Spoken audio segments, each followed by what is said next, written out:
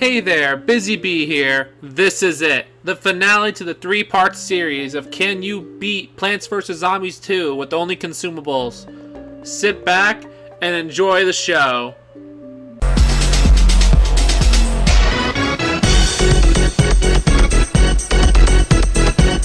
Day 1 is incredibly simple. So simple that the gimmick doesn't even come into play, even though it's actually there. Certain zombies are affected by the music in the background, and that zombie type will get a boost that's different for each zombie. More on that later. And later is now, for we are introduced to the punk zombie. When rock music is played, it'll start dancing down the lane, kicking most plants down the path and one-shotting them if there isn't space. Fortunately, some of the plants are immune to this, and the level is no problem.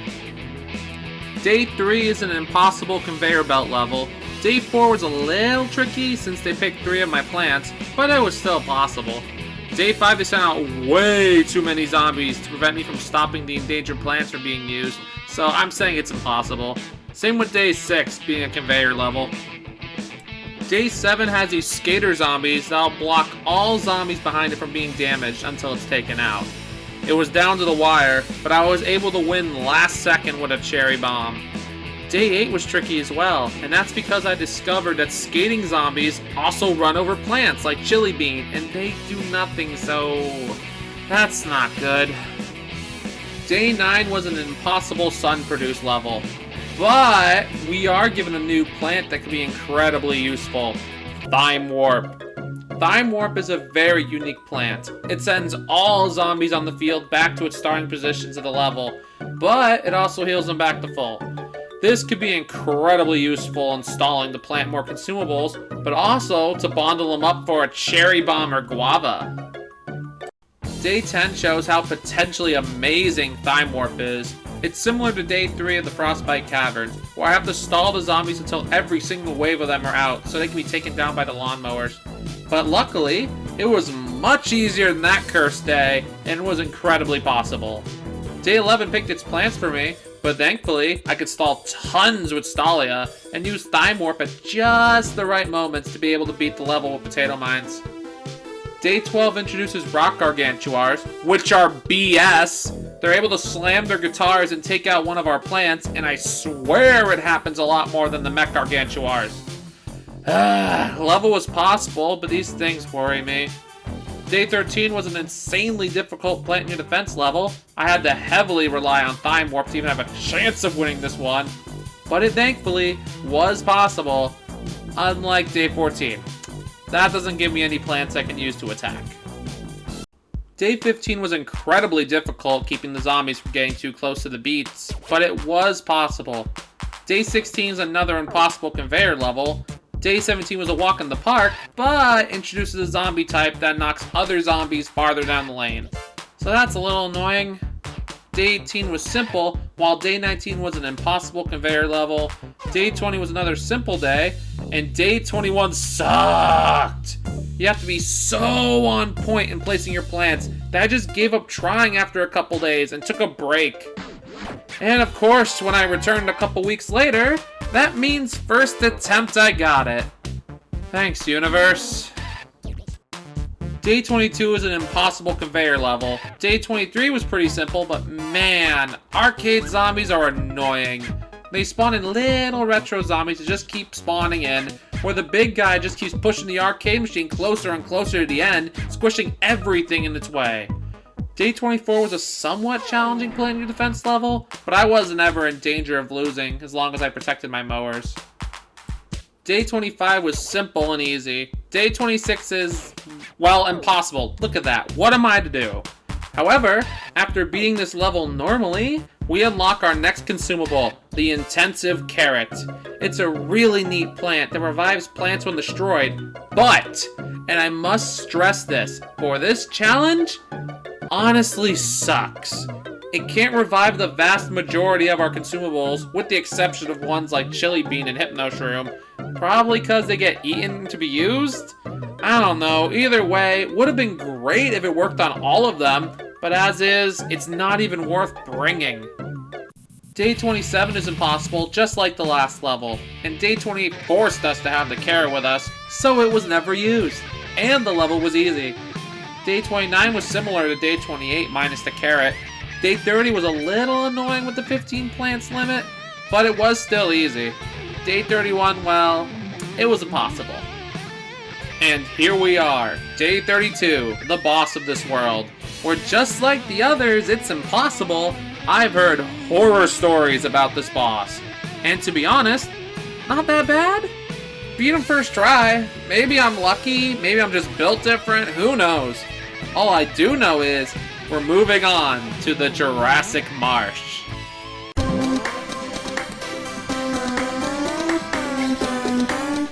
It worked! My time machine worked! I am a Stegosaurus! Starting off easy with Day 1, I really like the aesthetic of this world. I'm a sucker for dinosaur-themed areas. Day 2 shows us this world's gimmick, dinosaurs. They all do something different, but the raptors on screen kick zombies down the lane, which is like the annoying dancing zombies from the previous world, but worse since I can't blow them up. Great. Day 3 was a super easy conveyor belt level, and it's all because of this super powerful consumable, Grape Shot. When placed, it launches grapes all over the place, taking out pretty much all zombies in its path. However, unless it's given to us for specific levels, I can't use it normally. Why? Because it's $5, and I'm not spending $5 whole on virtual grapes. I'm sorry. Still an amazing plant, however. Day 4, 5, and 6 were all super easy. I will say, I just now noticed that these dinosaur skull zombies sometimes take 2 consumables to take out. So that sucks. Just like the Stegosaurus that flings zombies all over the place. They also suck. Day 7 was an impossible conveyor level. Day 8 was simple, but at the end of it, we unlock a new consumable that... Okay, you got me, I forgot this one. It's the perfume shroom. This plant is pretty much only useful in this world, as it charms the dinosaurs into working for us. What does that mean?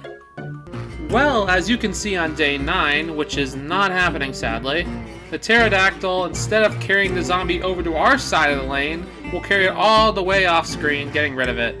Same with raptors, just kicking the zombies away. It can be pretty useful, I think. Day 10 was pretty easy, as well as Day 11. Day 12 is, yeah, not happening, even with the best strats I can pull. Day 13 and 14 were super simple.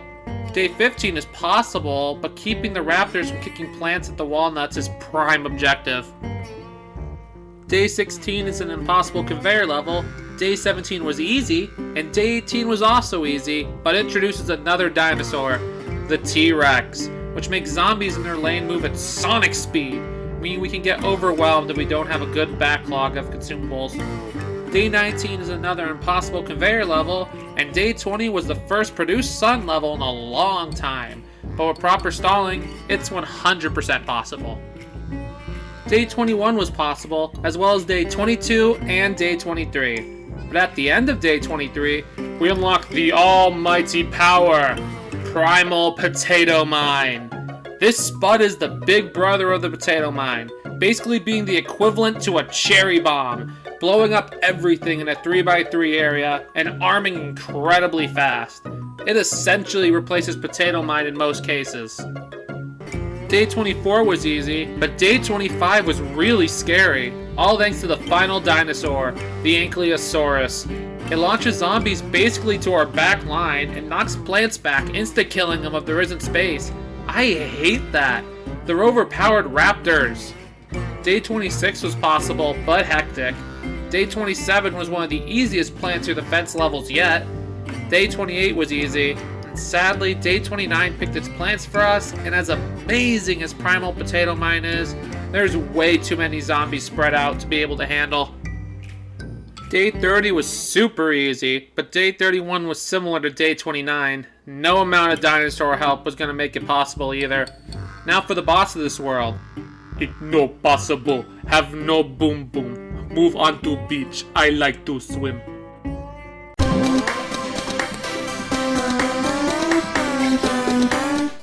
Water and water and water, water, water and water and water, water, water and water and water, water. Day 1 was easy, and shows us this world's gimmick, water. The water will rise back and forth depending on the tide, never passing the seaweed line in the sand. We can plant on the water with the help of lily pads, but not all plants work on them, like our potato mines, so we're already down one of our strongest plants for easy use in this world. Day 2 was easy as well, but we can already see that the water is getting more worrisome. Day 3 is an impossible conveyor level. Day 4 was pretty easy, and Day 5 is another impossible conveyor level, but it does introduce another consumable to the team, Tangle Kelp. It'll insta-kill any zombie in its way, and its plant food ability will grab several other zombies in different lanes and take them out as well. Very useful for this world, but sadly only for this world, because it only works in water. Day 6 chose most of its plants for us, but luckily, with 3 consumables and sacrificing all of our lawnmowers, it was possible. Day 7 was easy, but lily pads were desperately needed. Now, Day 8 might be a little controversial. It's a bowling level where we can use the 3 bulbs of the bowling bulb plant. Now, normally, this plant is not a consumable, but considering their one-time use when separate, I would personally consider them consumables in this state. If you don't agree, that's fine, but for me, put them on the list. They're valid in this state. Day 9 was easy, Day 10 was an impossible conveyor, and Day 11 was super frustrating because it introduces these surfer zombies. They're really fast in water and will plant their surfboards on the sand, destroying whatever plant is there. Thankfully, most consumables aren't worried about that, but it's still a frustrating zombie. Day 12 also a frustrating plant near the fence level because of the water, but was doable. Barely. Day 13 was a limited plants and produce sun level. I thought there was no way I could do it with the water, but I learned something about Sunbeam. Using plant food on it makes it blow up the zombie it eats, as well as producing more sun. That's the only reason I believe this day was possible. Day 14 picked our plants, but sadly couldn't be beaten. Day 15 we had to protect the potato mines, and man was it tough, but it was possible. Unlike Day 16, because conveyor level. Day 17 was simple, but do you remember wizard zombies? Want to see a worse version of them? That's the Octo Zombie! And even worse, Day 18 was impossible. Luckily, even though Day 19 picks most our plants, with good timing, we're able to squeak it out with the mowers. Day 20 was pretty easy, Day 21 was an impossible conveyor, and Day 22 introduces another really annoying zombie. Fisher zombies grab our plants and pull them into the water, and if they're already in the water, eventually cast them off screen. I really don't like these guys. Day 23 isn't going to happen, and it's pretty much all because of these Fisher zombies. Side note, this day sucks to beat normally. Anyway, Day 24 was another bowling level, and as I said before, it's possible in my book. Day 25 was a possible don't spend too much sun as well as take out zombies in a limited time level. Day 26 was an impossible conveyor level. Day 27 was a brutal level where it picked most of our plants, but thanks to the GOAT, that is Guava, and some help with Tangle Kelp, the level was possible. Day 28 was never going to happen though. Day 29 was a bit rough considering we couldn't use any potatoes, but it was possible in the end thanks to the mowers. Day 30 is an impossible endangered plants level since crocs can attack from range. Same with Day 31 picking our plants for us, which isn't really much to use. As for Day 32, the boss of this world, well, it may be impossible, but once beaten, we are able to go to the final world of this game. It's time to go back to where it all began, modern day.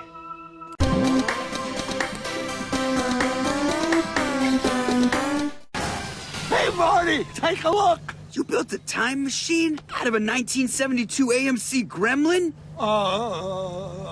Modern day is a nightmare. So it seems the zombies got a hold of the DeLorean because rifts keep opening up and zombies from past worlds are entering through them on day 1. Oh joy! I can't wait to be bombarded with the worst zombies imaginable. And would you look at that? Octo zombies on day 2. Woo!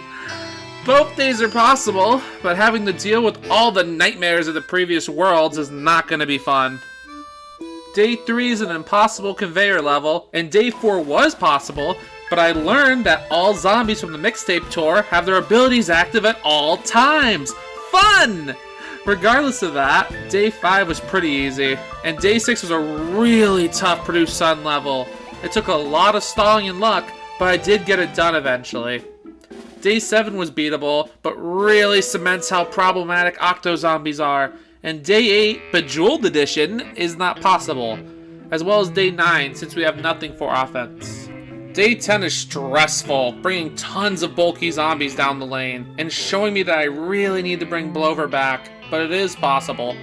Day 11 was easy, and Day 12 isn't going to happen. Same with Day 13 being Bejeweled again. Day 14 picks our plants and gives us nothing to work with, but after only one reset, because I forgot Blover can deal with swinging zombies, Day 15 was very possible, and I'm pretty confident saying Day 16 is never going to happen. I need a lot more potato mines. Day 17 was pretty simple, even with the annoying zombie types. Day 18 was easy peasy, where Day 19 was an impossible conveyor level.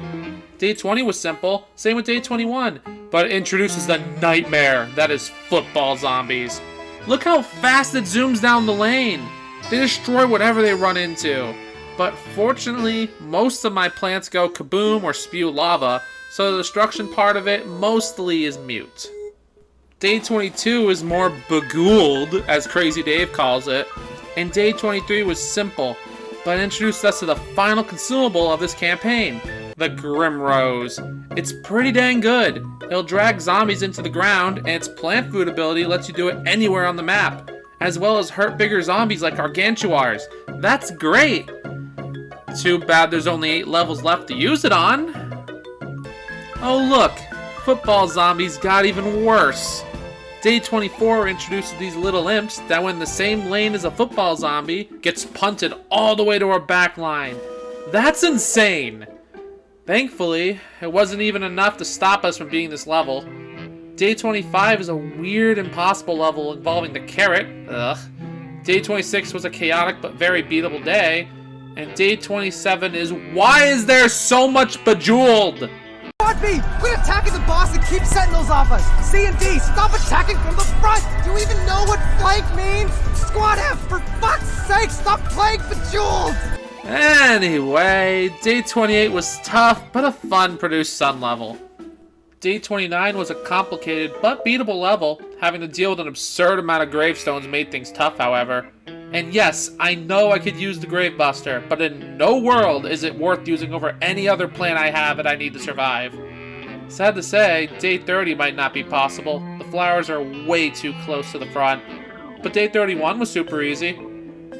And here we are, the final boss. Or should I say bosses? You get to fight 3 different forms of the final boss in the previous worlds, and as such, you should not be surprised to hear that all of them are impossible. And so ends our journey. Can you beat... Wait, a rift just opened up. Huh. Wonder what's inside.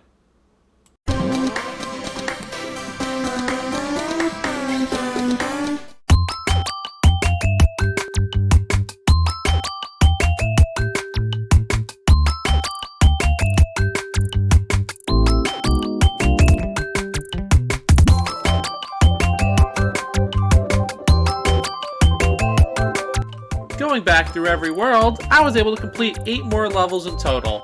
1 from Ancient Egypt, 6 from Pirate's Cove, and 1 from Frostbite Caverns, which means we can update the totals from each of those worlds and show you the final results. In the tutorial, we were able to beat 2 out of 5 days. In Ancient Egypt, we were able to beat 23 out of 25 days. In Pirate Seas, we were able to beat 22 out of 25 days. In Wild West, we were able to beat 13 out of 25 days. In Frostbite Caves, we were able to beat 19 out of 30 days. In Lost City, we were able to beat 22 out of 32 days. In Far Future, we were able to beat 18 out of 25 days. In Dark Ages, we were able to beat 14 out of 20 days. In Neon Mixtape Tour, we were able to beat 20 out of 32 days. In Jurassic Marsh, we were able to beat 24 out of 32 days. In Big Wave Beach, we were able to beat 19 out of 32 days. And finally, in Modern Day, we were able to beat 19 out of 41 days. With all these together, we see that our grand total of beaten days is 215 out of 324 days. And the vast majority of those unbeatable days were days where we didn't even have the option to pick our plants. So honestly, that's pretty good. Before we end off, I thought I'd make this quick little tier list to show you how I feel about the consumables we used along the way, just for your viewing pleasure. Terrible being, well, carrot. Niche being it was useful for only specific things. Good but, meaning it had a massive downside as good as it was. Good just meaning it was very useful. And the beast, meaning without these plants it would never have been possible to get as far as we did. The real MVPs of this run. Thank you all so much for watching. This challenge was a lot of fun, and even though at times I had to brainstorm and think for days on end for one level, I'll be honest, I think this game is easier using mostly consumables for your offense than without them, which is why in later worlds I don't have much to talk about because of that. But let me know what you think down in the comments. I'm always down to hear what you think. This has been Busy Bee. Oh wait, someone left me a letter. Oh shit.